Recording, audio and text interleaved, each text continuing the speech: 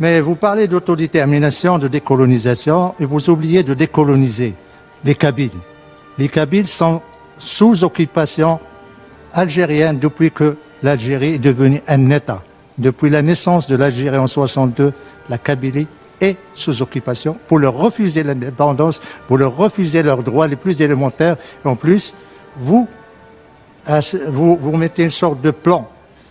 Et c'est une sorte de prison à ciel ouvert, cette région de l'Algérie.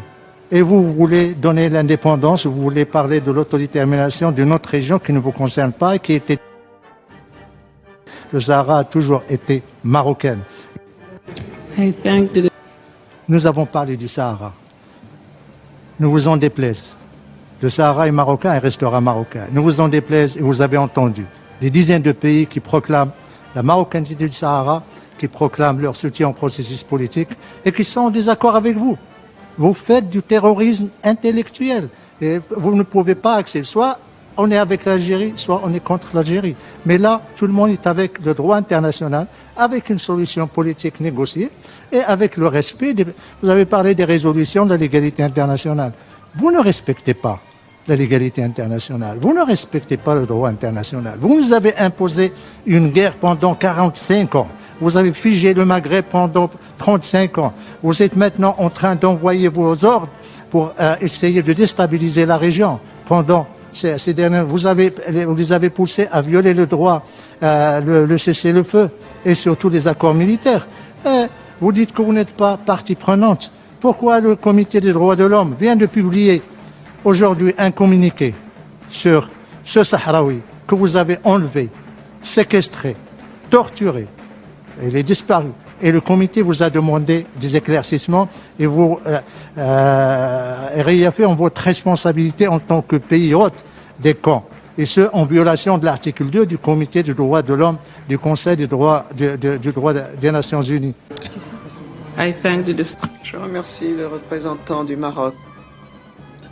L'intervention, encore une nouvelle fois, du représentant du Maroc est une véritable diversion pour essayer toujours son stratagème de bilatéraliser un conflit qui concerne la décolonisation avec mon pays.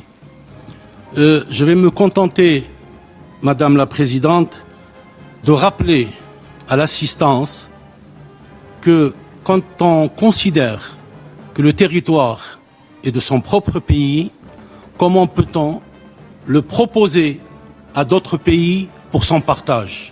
C'est ce qui s'est passé en 1975 avec la Mauritanie. Et ce que les gens ne savent pas, c'est que avant la Mauritanie, la moitié du territoire a été proposée à l'Algérie. Et bien entendu, l'Algérie avait refusé en 1975. Je remercie le représentant de l'Algérie de sa déclaration. Je donne maintenant la parole au représentant du Maroc. 1 minute pour un dernier droit de réponse. Merci Madame la Présidente. Nous venons d'entendre un scoop aujourd'hui et je vous remercie Monsieur l'ambassadeur parce que vous nous apprenez que le Maroc a proposé le partage avec l'Algérie. C'est une nouvelle qui va faire le tour du monde. Mais vous parlez d'autodétermination, de décolonisation et vous oubliez de décoloniser les Kabyles. Les Kabyles sont sous occupation algérienne depuis que l'Algérie est devenue un État. Depuis la naissance de l'Algérie en 62, la Kabylie est sous occupation. Vous leur refusez l'indépendance, vous leur refusez leurs droits les plus élémentaires. Et en plus, vous mettez une sorte de plan. Et c'est une sorte de prison à ciel ouvert, cette région de l'Algérie. Et vous voulez donner l'indépendance, vous voulez parler de l'autodétermination d'une autre région qui ne vous concerne pas et qui était... Le Sahara a toujours été marocaine.